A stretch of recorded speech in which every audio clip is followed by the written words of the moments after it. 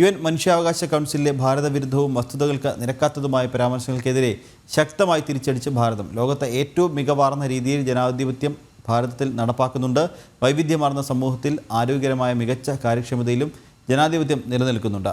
മറിച്ചുള്ള പരാമർശങ്ങൾ വാസ്തവവിരുദ്ധവും തെറ്റിദ്ധരിപ്പിക്കുന്നതും ആണെന്നും ഐക്യരാഷ്ട്രസഭയിലെ ഭാരതത്തിൻ്റെ നയതന്ത്ര പ്രതിനിധി അരിന്ദം ബഗ്ചി തുറന്നടിച്ചു. ഭാരതത്തിലെ സ്ഥിതി സംബന്ധിച്ച് UN മനുഷ്യാവകാശ കമ്മീഷൻ അധ്യക്ഷൻ വോക്കർ ടർക്ക് തയ്യാറാക്കിയ അപ്ഡേറ്റിലാണ് വസ്തുതകൾക്കെതിരായ പരാമർശം ഉൾപ്പെട്ടത്.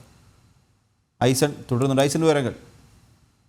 തീർച്ചയായും നിഖിൽ, ഇക്കഴിഞ്ഞ ദിവസം അതായത് ഏതാണ്ട് ഒരാഴ്ച മുമ്പാണ് വോക്കർ ടർക്കിന്റെ ഇത്തരത്തിലൊരു റിപ്പോർട്ട് പുറത്തു വന്നിരുന്നത്. നമുക്കറിയാവുന്നതാണ്, യുണൈറ്റഡ് നേഷൻ ഐക്യരാഷ്ട്രസഭ മനുഷ്യാവകാശ കൗൺസിലിന്റെ ഭാഗമായി നടക്കുന്ന, ലോകം മുഴുവനും നടക്കുന്ന മനുഷ്യാവകാശ പ്രശ്നങ്ങളെ സംബന്ധിച്ച അപ്ഡേറ്റിൽ ഭാരതത്തെ വളരെ തെറ്റായ രീതിയിൽ ചിത്രീകരിക്കുന്ന ഒരു സാഹചര്യം ഉണ്ടായിരുന്നു. ഇത്തരത്തിൽ തെറ്റായ രീതിയിൽ ചിത്രീകരിച്ച സംഭവത്തെ രൂക്ഷമായി വിമർശിക്കുകയാണ് ഭാരതത്തിന്റെ നയതന്ത്ര പ്രതിനിധി, UN-ലെ സ്ഥിരം നയതന്ത്ര പ്രതിനിധി അരിന്ദം ബഗ്ചി ചെയ്തത്. ഇത്തരത്തിൽ ജനാധിപത്യ വിരുദ്ധവും ജനാധിപത്യം നടപ്പാക്കാത്തതുമായ ഒരു രാജ്യമെന്ന രീതിയിൽ പരാമർശങ്ങൾ നടത്തുന്നത് തെറ്റായൊരു നീക്കമാണ്. അത്തരത്തിൽ യാതൊന്നും ഭാരതത്തിൽ സംഭവിക്കുന്നില്ല. കാലങ്ങളായി, വർഷങ്ങളായി അതിശക്തമായ രീതിയിൽ ഭാരതത്തിൽ ജനാധിപത്യം നിലനിൽക്കുകയും അതുപോലെ തന്നെ ജനാധിപത്യം നടപ്പാക്കുകയും ചെയ്യുന്നുണ്ട്.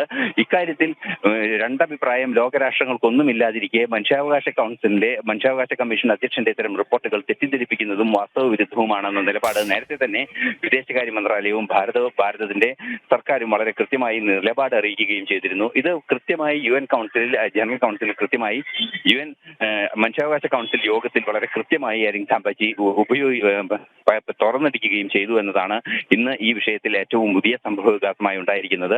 നമുക്കറിയാവുന്നതാണ്, ഇത്തരത്തിലൊരു നീക്കങ്ങൾ പല രാജ്യങ്ങൾക്കെതിരെ, 5ഓളം രാഷ്ട്രങ്ങൾക്കെതിരെ ഇത്തരത്തിൽ വാസ്തവ വിരുദ്ധവും അല്ലെങ്കിൽ വസ്തുതകൾക്ക് നിരക്കാത്തതുമായ നിരവധി പരാമർശങ്ങൾ ഉണ്ടെങ്കിലും പാകിസ്ഥാനെതിരെ യാതൊരു പരാമർശവും ഇല്ല എന്നത് ഏറെ ഗൗരവതരമായി കാണേണ്ടതുണ്ട്. നമുക്കറിയാവുന്നതാണ്, പാകിസ്ഥാനിൽ വൻതോതിൽ ആക്രമണങ്ങളും പാകിസ്ഥാന്റെ ആഭ്യന്തര പ്രശ്നങ്ങളും നിലനിൽക്കുമ്പോൾ അവിടെയുള്ള മനുഷ്യാവകാശ പ്രശ്നങ്ങളെ യാതൊന്നിനെയും പരാമർശിക്കാതെ ഭാരതത്തിൽ ഇത്തരത്തിൽ മനുഷ്യാവകാശ പ്രശ്നങ്ങൾ നടക്കുന്നു എന്ന് പരാമർശിക്കുന്നത് തെറ്റായ ചില നീക്കങ്ങളുടെ ഭാഗമായാണ്, തെറ്റായ ചില ലക്ഷ്യങ്ങളോടെയാണ് എന്ന നിലപാടാണ് ഭാരതത്തിനുള്ളത്. അക്കാര്യം തന്നെയാണ് ഭാരതത്തിന്റെ പ്രതിനിധി അരിന്ദം ബഗ്ചി അവിടെ കൃത്യമായി തുറന്നടിക്കുകയും ചെയ്തത്.